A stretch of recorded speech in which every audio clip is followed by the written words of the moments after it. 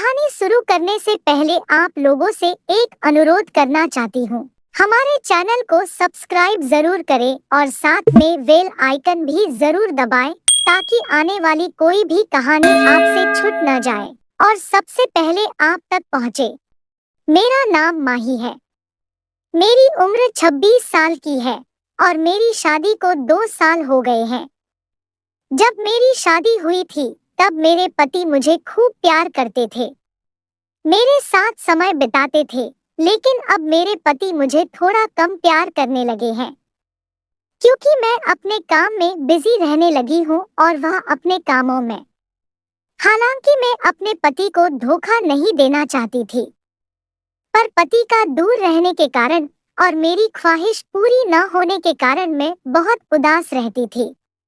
मैं शादी से पहले बहुत दुबली पतली थी। मेरी हाइट 5 फुट 6 इंच और फिगर बहुत अच्छा है, लेकिन शादी के बाद मेरी पर्सनैलिटी बहुत ही अच्छी हो गई थी। मैं पहले से भी ज्यादा खूबसूरत हो गई थी। मेरा देवर हमेशा मुझे टच करके बात करता था, लेकिन यह बात मैं अपने पति को नहीं बताती थी क्योंकि मैं नहीं चाहती थी कि मेरी वजह से मेरे पति और मेरे देवर के बीच झगड़ा हो जाए। मेरा देवर आशिक मिजाज का आदमी था। वो हमेशा मेरी तरफ देखता रहता था और मैं भी कभी कभी मजाक में जब उसकी नशीली आंखों को देखकर उत्तेजित हो जाती तो मैं भी टच करती, लेकिन मेरी कभी इससे आगे बढ़ने की हिम्मत नहीं हुई क्योंकि वो मेरा देवर था।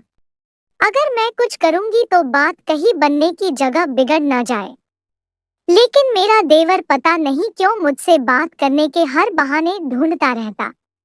कोई भी मौका हाथ से जाने नहीं देता था। जब मैं उनके कमरे में झाड़ू लगाती थी तो वो मुझे घूरता रहता था।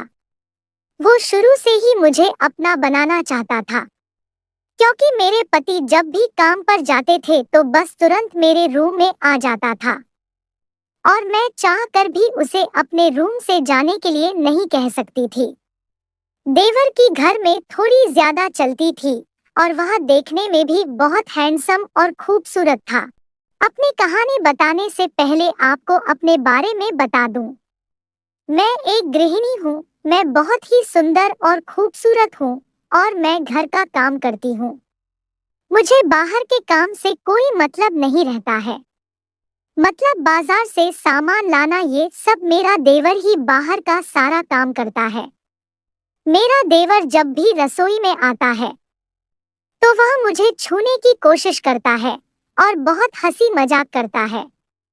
मैं उसको कुछ बोल भी नहीं पाती हूँ। मुझे भी अब आदत हो गई थी और ऐसे ही मैं भी अपने देवर से थोड़ा घुल मिल गई थी, जिससे कि उसकी हिम्मत बढ़ती ही जा रही थी। कभी कभी वह मेरे बेडरूम में आकर मुझसे बहुत देर तक प्यार भरी बातें भी करने लगता है। उसकी इन हरकतों से मेरा भी थोड़ा थोड़ा मन उसके करीब जाने का होता है। मेरे पति अपने काम में इतने ज्यादा व्यस्त रहने लगे थे, उनको अब मुझसे कोई मतलब नहीं रह गया था। वो बस अपने काम में ही मस्त रहते थे। मैं भी अपने पति की ओर से तंग आ गई थी।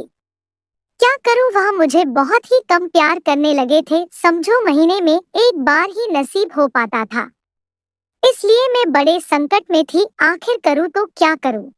अगर अपने पति को बता दी कि मुझे प्यार करने का मन कर रहा है तो वह न जाने मेरे बारे में क्या सोचते।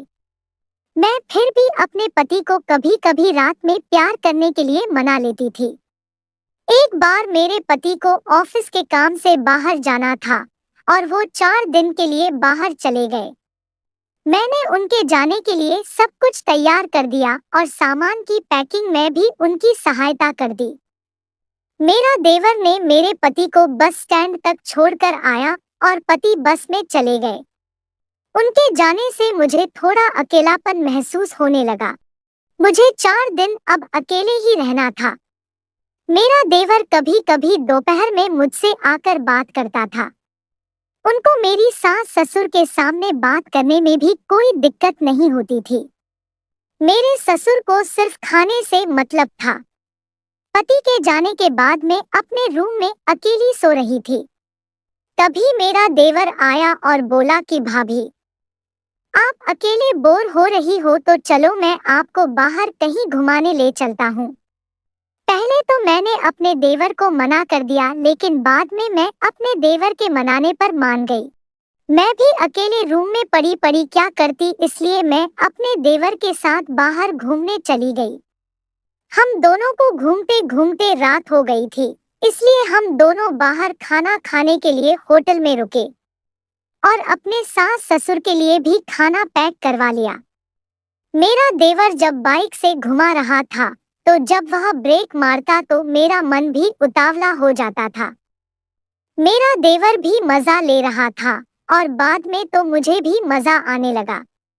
मुझे उस अकेलेपन से तो अच्छा देवर के साथ बाइक पर घूमने में लग रहा था। हम दोनों लोग देर रात तक बाहर घूमे और रात को घर आ गई और मैंने अपने सास ससुर को रात को खाना खिलाया जो हम बाहर से पैक करवा कर लाए थे। उसके बाद मैं अपने बेडरूम में चली गई। मेरा देवर अपने रूम में था और मैं अपने बेडरूम में थी। मैं अपने कमरे में कपड़े ठीक ठाक कर रही थी। मैं जल्दी में अपने कमरे का दरवाजा बंद करना भूल गई। मैं जिस वक्त अपने रूम में थी उसी समय मेरा देवर मेरे कमरे में आ गया और उसने मेरे करीब आकर मुझे स्पर्श करने लगा। मैं अपने देवर को मना तो कर रही थी, लेकिन मैं अपने पति से बहुत दिन से प्यार नहीं की थी, इसलिए मैं भी खुश हो गई। मुझसे अब रहा नहीं जा रहा था।